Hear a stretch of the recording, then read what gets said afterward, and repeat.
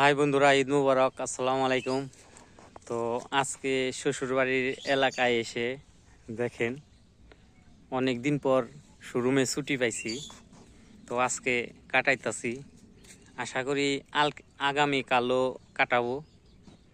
তো বন্ধুরা দেখেন, এক আনকমন জায়গা, একটা খালের উপর দিয়ে একটা ব্রিজ। এখন আমি এই ব্রিজটা পার হব। পাশের ব্রিজ, অনেক সুন্দর জায়গা, গাছপালা ভাই, প্রচুর রোদ। এই রোদের মধ্যে ভাই এরকম গাছপালার নিচে বসলে কি একটা মানে ঠান্ডা বাতাস আসে, তা বলার মতো না।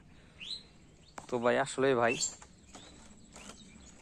অনেক সুন্দর একটি জায়গা, নিরিবিলি, নির্জন, কোনো লোকজন নেই, শুধু আমি একা। এই জন্য ভিডিওটা তৈরি করতে পারতেছি। তো আসলে কি ভাই,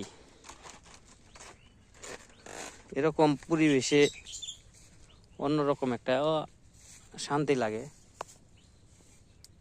তো এখানে একটা লোক দেখা যাচ্ছে রোদের মধ্যে কি যে করতেছে।